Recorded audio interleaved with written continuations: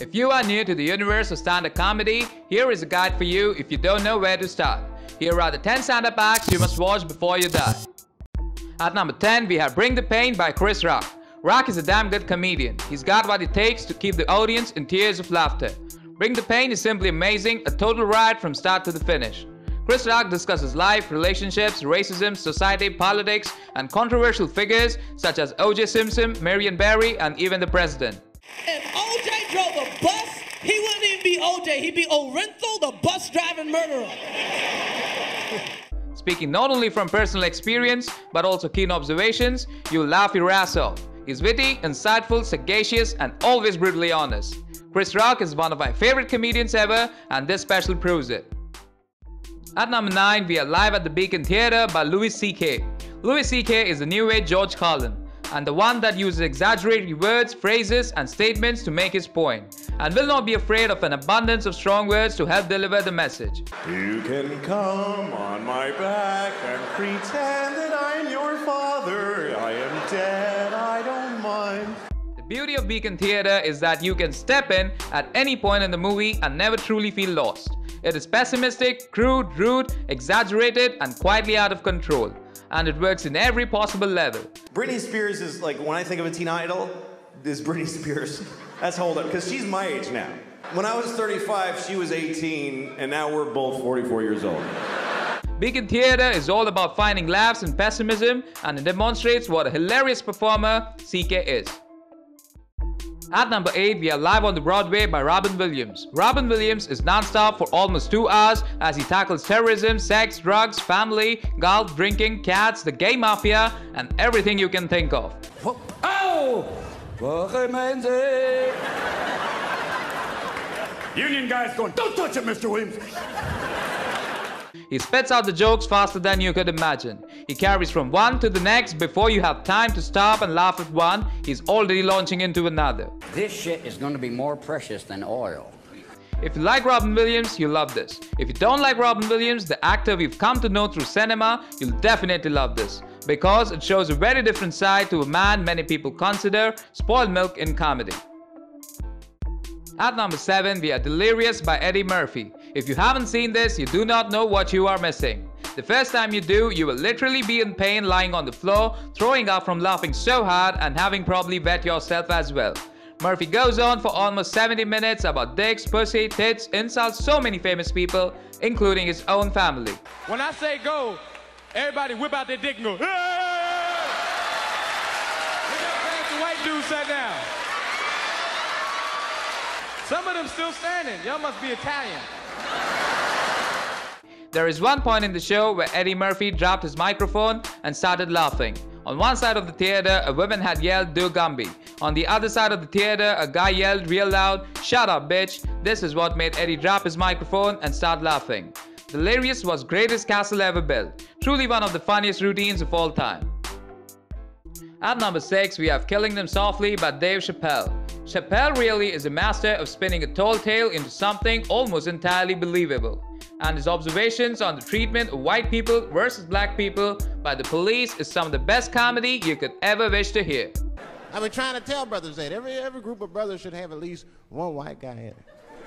I'm serious, for safety.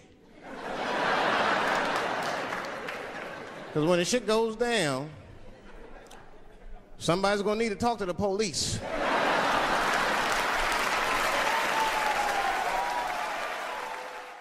What also strikes me about his performance is Chappelle's total and utter confidence in his material, and the delivery that is smooth, not yet overly polished.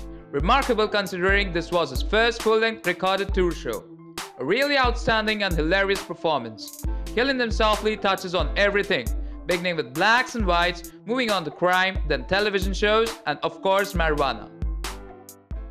At number 5, we have Revelations by Bill Hicks. This video captures him live in London and is the last video he made before he died.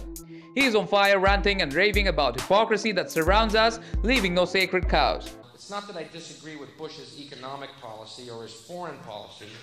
It's that I believe he was a child of Satan here to destroy the planet Earth. Not too many people know of Bill. He died before making it really big. It really makes you think about what he says, whether or not you like it. What he said was more than just comedy club material. it had meaning behind it. If, however, you want to know what all the fuss that some of us make is about him, check it out. I swear you will not regret it. At number 4, we have Eddie Izzard, Dressed to Kill. This was one of the funniest stand-up shows I'd ever seen.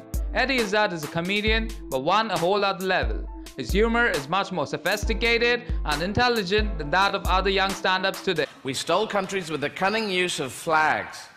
Yeah. I claim India for Britain. And they go, you can't claim us, we live here. Do you have a flag? He covers everything from The Great Escape, the British Empire, being a transvestite, to Star Wars and puberty. Along the way, he even has to deal with the heckler. I highly recommend this to the true intellects of the world. At number 3, we have Himself by Bill Cosby. Bill Cosby is a classic example of a great comedian. Plays alone in his element, commanding the audience with his natural wit and charm. Let us not forget that Bill is probably one of the funniest men on this planet. And fathers are the geniuses of the house. Because only a person as intelligent as we could fake such stupidity. He talks about drinking, going to dentist, childbirth, marriage, raising children, among other things. The funniest thing about it is everything that he says that is so true. I think anyone can appreciate this. It is good, clean comedy. He never seems to lose the edge, his jokes never seem trite, and you never become immune to Bill's humor. If only every comedian was as funny as he is. At number 2, we have Richard Pryor live in the concert. This is the best stand-up performance ever recorded. Sounds like an exaggeration, but it's not. Pryor is a comedic genius, and you can see his influence in every comedian since. He sets the standard. His facial expressions, acting abilities, delivery are all top-notch. And he can make even the mundane topics such as walking through the woods pee your pants hilarious. What you taking my picture for? Who you gonna show it to?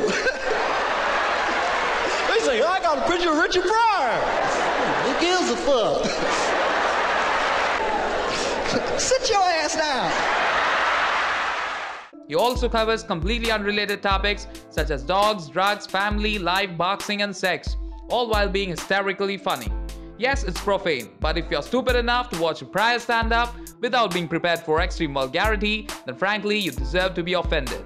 The language, although extreme, isn't that shocking because it's all part of Pryor's jive and would be poorer without it.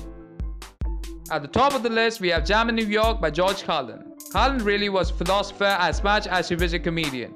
Much of what he says here about people still applies to this day. Jam in New York is Carlin at his very best. Nothing wrong with the planet. The planet is fine. The people are fucked. Difference. Georgie comes to firing about the war and how we just love bombing brown people. He levels it out with the common things we do, like walk into a room and forget why the hell we went in there in the first place. Then he gets into a good 20-minute bit about airports and planes. Back to bombing and war, there is not a thing he doesn't talk about in there that still isn't going on today. I have certain rules I live by. My first rule, I don't believe anything the government tells me. Nothing. Zero. He also ends it on the environment and the earth, mostly shedding on the self-important people who think they are saving the environment. The earth has been here longer than us and it will continue to be. That's it for now, folks. See you until next time.